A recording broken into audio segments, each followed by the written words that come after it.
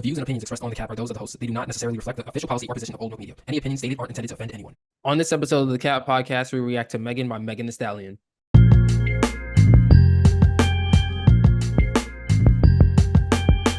Welcome back. This is episode 512, your critical, accurate tour through hip hop, the Cap Podcast. We are your tour guides. I am Nate Sperling. That is Taylor McLeod. Thank you for tuning in on YouTube, Spotify, Apple Podcasts, or wherever else you might be tuning in. Feel free to go ahead and join the conversation by leaving a comment, liking this video, subscribing to the channel, also sharing with your friends. That being said, Taylor, how are you doing today? I was doing much better about an hour ago. I got two dogs barking outside my apartment, and someone's using a power drill. What sounds like they're trying to like punch holes through concrete. So that's how, I'm feeling worse now than I was previously. Mm-hmm.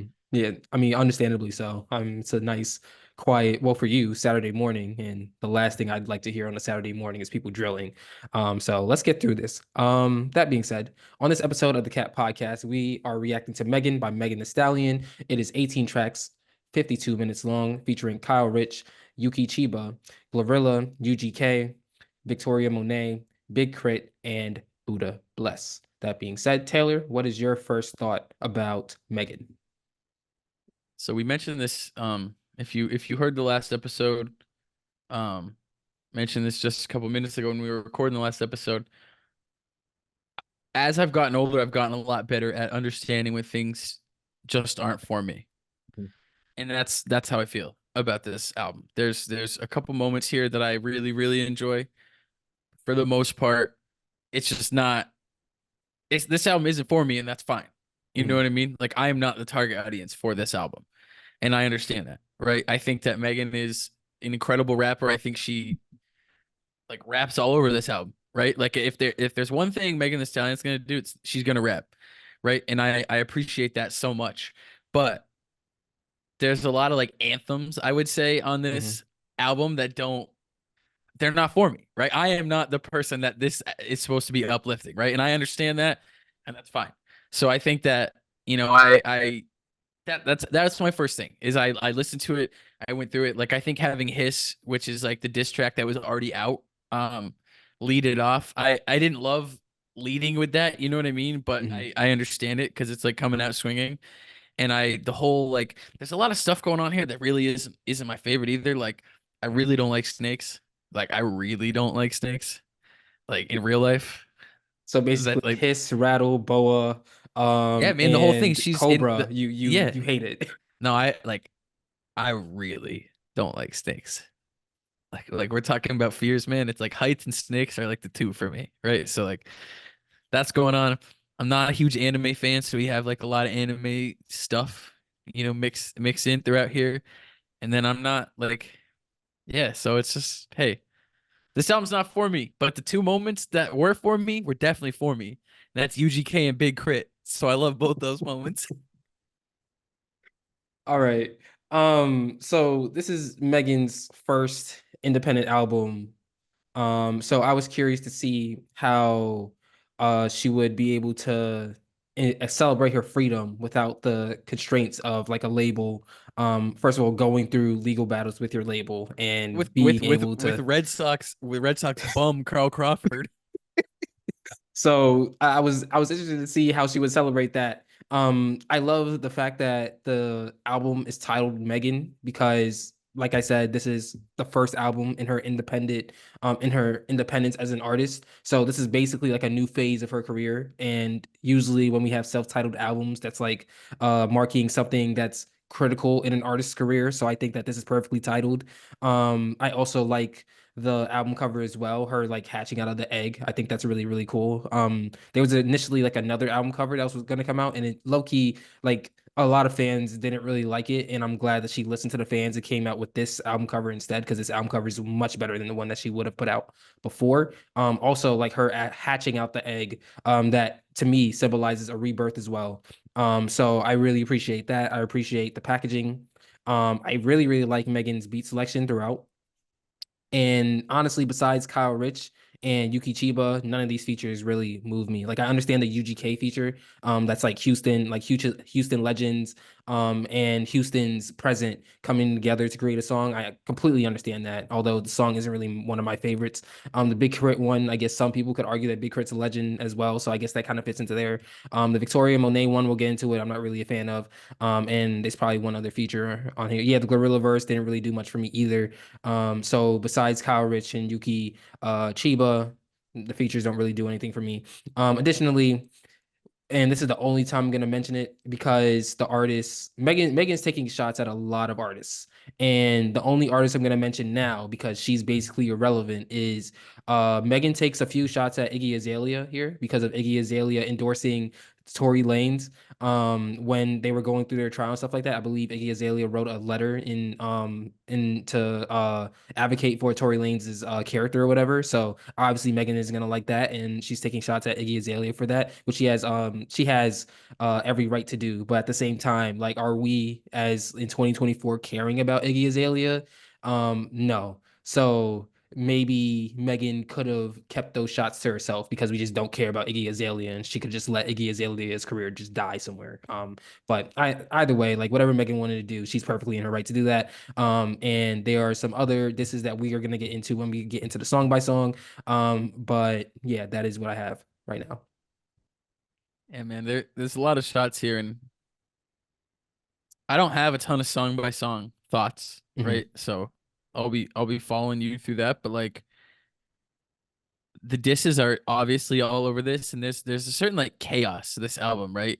That's definitely like a oh, I'm all right, I'm here and it's just me now, right? And I don't have this label trying to hold me back. It's like I know there's like way less. It feels like there's way less of like a commercial marketing push behind her, like whether it's like the what restaurant was it that she had the sauce at? Popeyes. So it's Popeyes, and then she was in like the Nike commercials and stuff, right? And it was like this big, like it was almost like she was like ascending to like super like celebrity status. Hmm. And this feels a lot more like no, like I'm a rapper. You know what I Yeah. mean? Like this is like very much like a I'm putting all that other stuff aside. Like she's still Meg Thee Stallion, right? She's super powerful. She is super like you know what I mean? Like she is still like a star.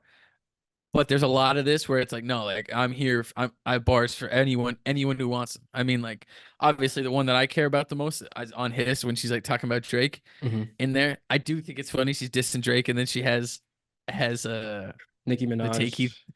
Well, no, but she has the Take Heath Oh, the Take tag, Heath. Yeah. Yeah. which is Drake. So it's like right. It's like I think that's funny. I there's like little parts of it where I'm like, all right, like certain things I wish were a little like I think the first like five songs, at least it feels like it, we get the real hot girl shit tag at the Hmm. beginning of it. And I'm like, all right, you can't have every single song start off with the same like the same, you know what I mean? Like if I went, I don't even know if it's a tag or an ad lib or what. I don't know how to describe it, but it's like, you know what I mean? It's like the lead into every single. It's like how like I mean Drake, cause everyone talks about like where he goes like yeah, you know what I mean? When he Hmm. before he gets on, so it's like or like Lil Wayne lighter flick. It's just like Yeah. real hot girl shit. So and that's the thing, man. That's like why this album isn't like for me. It's like I don't I don't know about you, but I'm not really doing any real hot girl shit. Oh yeah. I mean, I'm not doing real good hot girl shit either. I know some people who are, so I can see them enjoying the album for Yeah, well sure. that right, exactly. Yeah, like Exactly. like that again, like you said, like it's not our main demographic here. Or we're not the main demographic for Megan Thee Stallion. The one thing I will say, to your point about her seeming to be less commercialized, as I was going through the lyrics in the track list on Genius, apparently there is another song. There's a track 19, and that one is a song that Megan made for Amazon Prime Day. I also am seeing her in a few of Amazon Prime Day commercials. I think she's the main person behind those commercials or in those commercials, like the main attraction for those commercials. So Yeah. we're still seeing her being commercialized and stuff like that. Am I gonna go listen to the Prime Day song? No, not at all. I'm not even gonna seek it out. I think that this is great with the 18 songs that it already has. But it's nice to see that Megan is still being able to put herself in these positions where she can continue to be commercialized and continue to just grow her overall fame because like she has a fan base. Another thing I will say is I do agree that it does feel like she doesn't really have the same label push behind her, but at the same time, I still feel like she's in the same place in hip hop, and I think that's because of her core.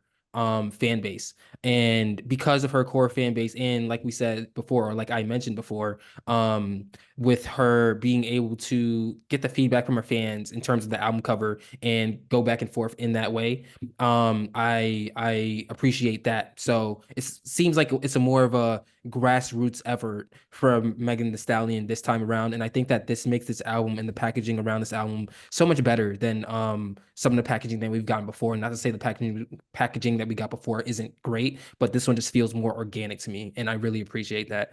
But that being said, let's start talking about some songs. The first one I do want to start with is Hiss, because now that I know, because the first time I heard the song when it was a single, I thought she was talking about Nicki Minaj. And Nicki Minaj obviously thought that she was talking about Nicki Minaj too, which is why we got that trash diss song that Nicki Minaj dropped towards Megan Thee Stallion. But now listening to this song for maybe like the fifth time and understanding who she's talking about here, it's so clear and so obvious it's a Drake diss.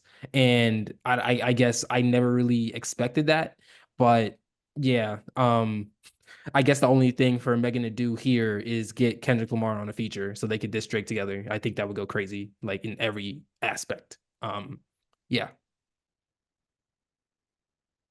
I mean, I don't know what that would sound like necessarily. And I got to imagine that Kendrick is like relatively like done with this whole. Yeah, he's been outside longer the last two yeah, months than he had been for like a decade, right? Like he's been like people are like, you know what I mean? Like even when he obviously he did a huge tour, but that's a lot different. Like that's like a yeah, much more controlled like way of being outside. This is like, the he's got like buzz every single day at this point. Yeah, I mean, I think we know why his is there, right? I yeah, think we know why it happened. You and I yeah, talked about it when her loss came out. There's lines on there from Drake that I think at the time you and I if I remember correctly, we framed him as just as unnecessary. yeah. It's like, yo, man, you don't need to. Why are you? What's the point, right? Like, Hmm. but that's what that's what unfortunately that's what Drake has become the last 3 years, right? Like, Certified Lover Boy on is like a very messy Drake, right? Like, Hmm. he always was like taking like little subliminals there, and that was his thing. He was the petty king, but it's definitely gotten like to a lot more concentrated area now than it used to be. And so like for someone like May, I mean, she has every right to hit back. Again, I don't love the Hiss being the first song on Hmm. here, like a song that we've already heard that's been out for a long time that has a Hmm. video. I don't know if that should be the number one song. It's kind of like, why are you leading off a new project with a song that we already have, but at the same time, it does set the tone for the album, right? It definitely Yeah, does like say like I'm coming out swinging, right? yeah. It's a tone setter. So, it's a double-edged sword there, but yeah, I mean, I think the biggest line about Drake is the one that like, Metro leaned on and Kendrick has leaned on is like that Hmm. Drake got um Surgery. plastic surgery. Yeah. Yeah. So it's like I guess like, as a Drake fan, it doesn't really like I don't necessarily care, right? Hmm. Like the because everyone talking about him getting plastic surgery, I'm like, I don't care at all. Like, what, Hmm. you know what I mean? Why am I up in arms that like this guy that I don't know, I'll never meet, got plastic? You know what I mean? Like, why? Whatever, man. Yeah, But shit, I mean, it's ammo. It is. yeah. It's ammo. It's rep. So it's, you know what I mean. It's a lot of respect to Meg to make a song going after the biggest rapper in the world when she felt slighted, when she felt like, he had taken shots at her. So you know what I And he mean. Well did. within her rights Yeah. to punch back. Yeah, I think the first three tracks are really more so her addressing all the drama that she's been dealing with over the past 2 years. Like Traumazine was a lot of that as well. But like since then, there's been so much more drama that's come out of these situations that Megan Thee Stallion has been a part of. So I like the fact that she's just addressing it off top, and then she's able to get into more of her creative side. Rattle. On Rattle, it's so clear on the second verse that she's addressing Nicki Minaj. And she continues to address Rattles the second song, I believe, and she continues to address the drama that she's been a part of. Same thing for Figueroa. She's addressing Nicki Minaj again. And that's the one where I thought the other one that I'm not gonna mention anymore was also getting some shots thrown her way. So I appreciate that. The first song that I think is really like a hit, a true hit, is BAS. First of all, the sample of it kind of reminds me of this song feels like a better version or a better execution of the concept that Nicki Minaj was trying to execute on everybody. because on everybody, like I said it at the time, like the sample was just so powerful that nobody could really rap on it, and having the sample come on every 5 to 10 seconds throughout the whole song being played, even through the verse and stuff like that, I thought that was a huge mistake. And I nobody really cares about the verses on that song. People just care about the sample. But here we only get the sample like towards in the hook, and there are some moments towards the end where we just get the sample and we just get the beat being produced, or the production with the sample like just being played. And I think that's really perfect.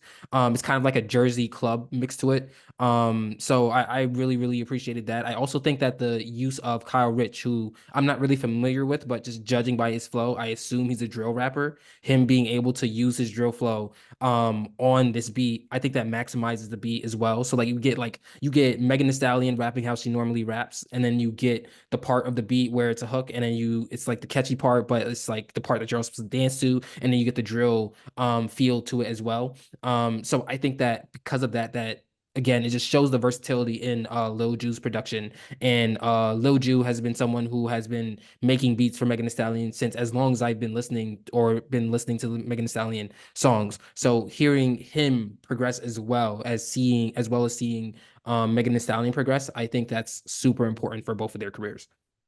Yeah, it's just, it's there's like a little stretch here right in the middle from like, from like I would say like where them girls at to accent maybe by Mhm. Glorilla. I feel like a lot of those songs are like really turned up, and that's like a big stretch. It's like she came out swinging hard. Like 1, 2, 3 is definitely like dealing with whatever is has been coming her way. But then I feel like this middle stretch is more like, all right, now I'm like puffing out my chest because I do this. It's not all about all these other people, right? It's not like, yes, is the drama a big deal? Yes, but like Megan's stand alone is also a big deal, right? Mhm. Like it's she's not a big deal because of the people who are talking about her, right? Like she's a big deal because she is Megan Thee Stallion. So I feel like that stretch is really, really like significant in this album and very representative of that feeling. And I think BAS is like a good like kind of like peak of that stretch there. Yeah, I agree. Also the next song, Otaku Hot Girl.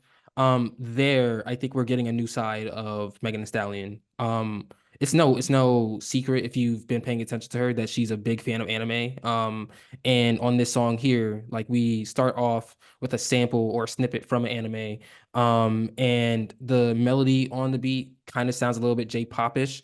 There are references to animes throughout her lyrics, and I believe at some point Megan also speaks Japanese in the song in her verse. So I think that's really, really cool. I think that's really, really impressive. I think that it's just able to show, like I said, another side of Megan Thee Stallion that we haven't seen before, at least musicality or musically speaking. And it also shows or points to another example of her versatility and where we can expect her to go from here. I would love to hear another song like this. I would love for her to keep creating songs like this, using her passion for anime, her passion for Japanese culture, and converting them into songs. We also have like a Japanese feature here, which we're gonna get to soon. So like just all that coming together and being able to see, okay, so we have Megan the rapper, we have Megan who is just brutally honest at times, and now we have Megan the Japanese culture appreciator, and those three bags are bags that people can get into and people can relate to as well. So I think that just grows her star, that grows her ability as a rapper,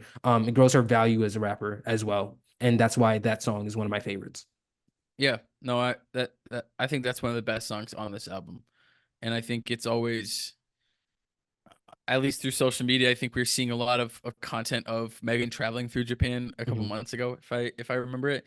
And it's always interesting to see how that stuff shows up in the music, if it does, right? Like, because she didn't, what I mean? She could have just gone over there, had, done what she did over there, and then, made a Megan Thee Stallion album that doesn't use any of that influence, doesn't include any of that influence. So it's always interesting.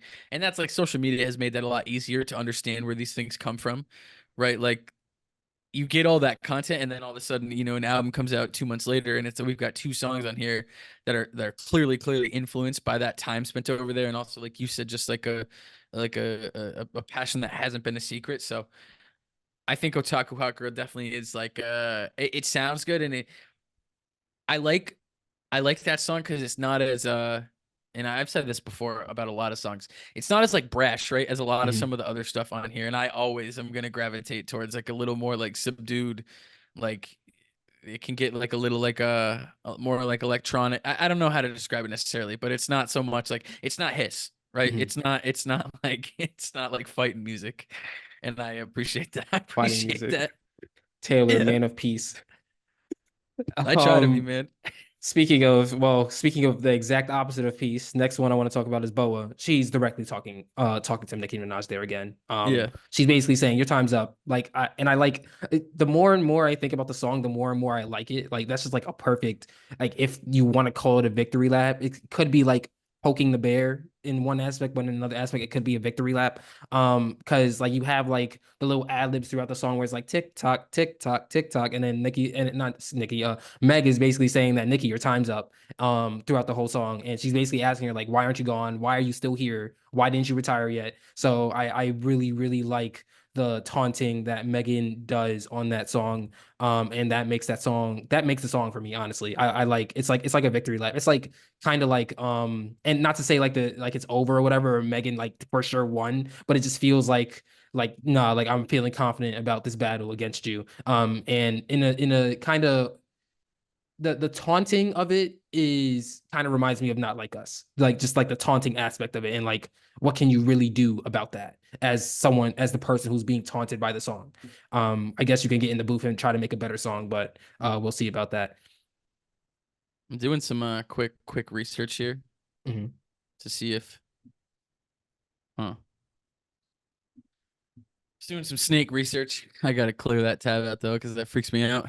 Uh I do wonder if that like the whole boa thing, Mhm. I wonder if that's like a I don't know the word necessarily a reference or a direct relation to like Anaconda, Mhm. right? Like I don't think that's like on accident, right? That like Yeah. if we're dealing with all, you know what I mean? I like because that is a Nikki diss, and as we have seen, I don't think that Nikki is going to be able to put together anything to really that makes any coherent sense talking about, you know what I mean? Like it. Mhm.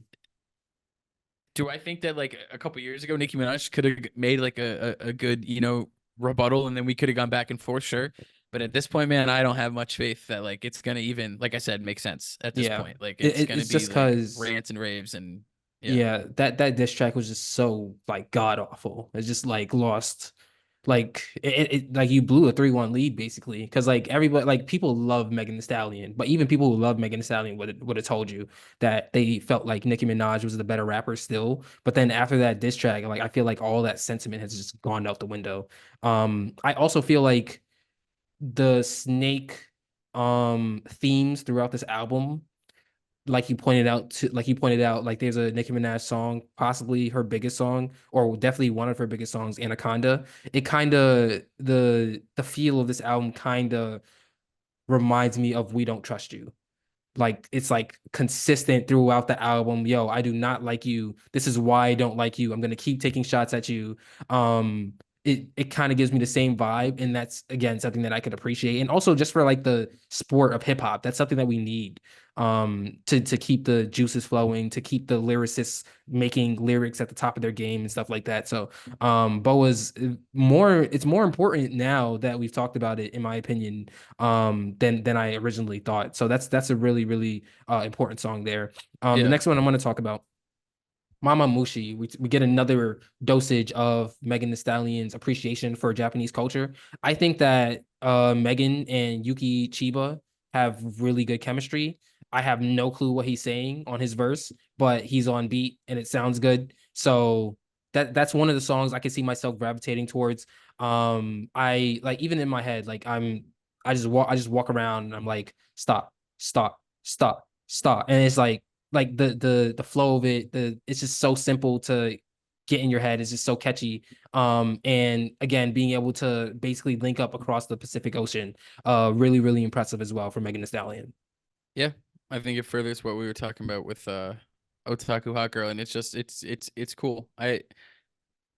You know, I think there's different rules clearly for different people using elements of different cultures because some people get, killed for it. Mhm. Some people it's appreciation, you know what I mean? But, I don't need to defend the Young Money militia. They Yeah. can handle it themselves.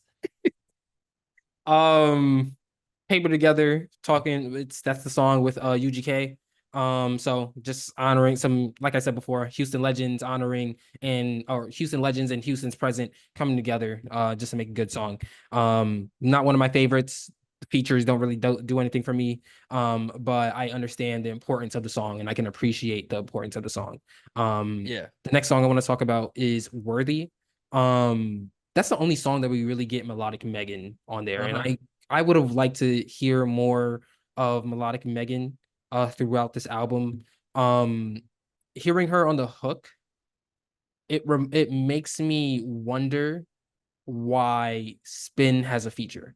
I think Spin with Megan Thee Stallion being the melody on the hook is a much stronger song versus the feature Victoria Monet being the melody on the hook.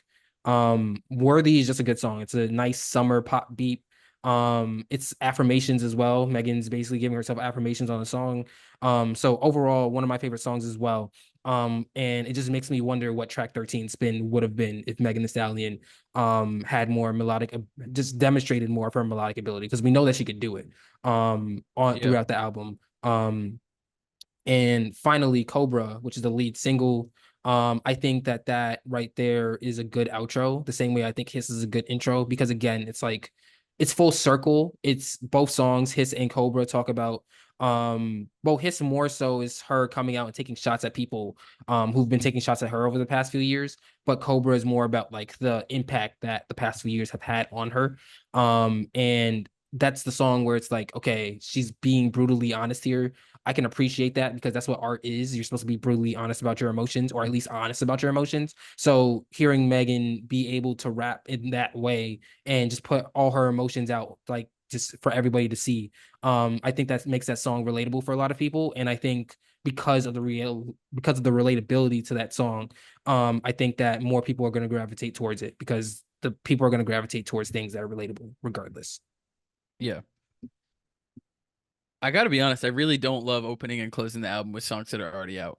Yeah. I mean, I think it's weird because I would normally agree with you, but it's just that these two songs, Cobra and Hiss, are the songs that are the most um again, like they're the most honest. Like those are the ones Yeah. where we're getting Megan Thee Stallion like bearing her heart and soul.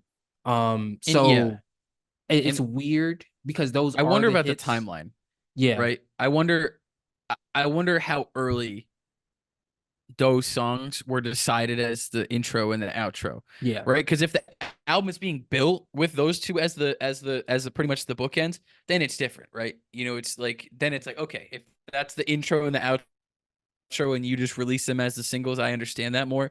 But I think one of the most exciting things about pressing play on a new album is to hear that like that song you've never heard before, Mhm. right? Like the I think that's one of the biggest things. But if those two were always supposed to be the intro and the outro, that is a different story. You know what I Yeah. mean? And that I think it I kind don't of know if seems we'll that way ever.